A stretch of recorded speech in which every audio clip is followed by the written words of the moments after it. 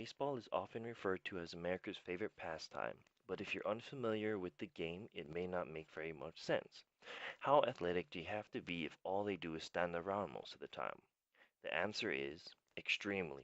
To be able to call upon your body to exert enough energy to hit a ball 350 feet over the fence, or to constantly throw 100-mile-per-hour fastballs, you need to have both strength and endurance to maintain that throughout the game. I will be going over some of the exercises that a pitcher who throws a ball so fast that if you blink you'll miss it does to maintain that type of speed. Before I talk about the workout, I'll briefly go over basic pitching mechanics. First, you have the windup. As the pitcher kicks his leg up, energy is stored in his glutes and core from the concentric contraction in his hamstring.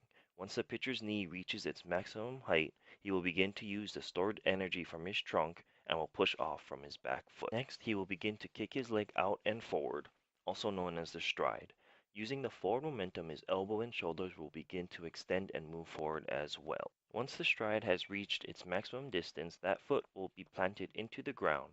This allows the stored energy to transfer from the back leg to the front leg.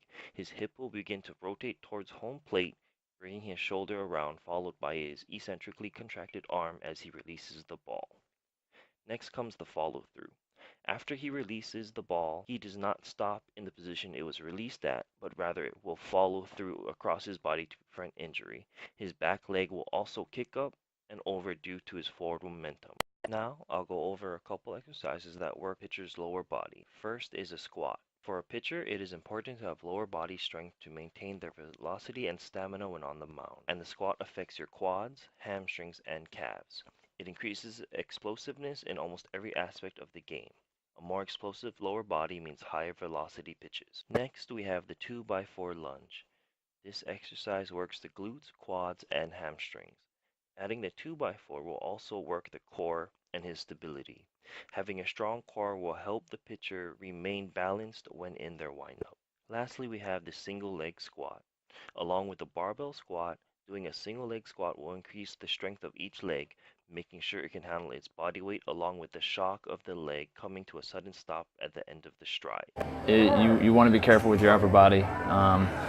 If you get too big or too strong, you tend to lose flexibility a little bit. And there's a fine medium. I'm not saying you can't work out upper body. I work out my upper body pretty hard, but you got to retain your flexibility. I get my arms stretched a lot, so to make sure I'm not losing anything. But my legs, being able to just have strong legs and a strong core is a main thing as a pitcher.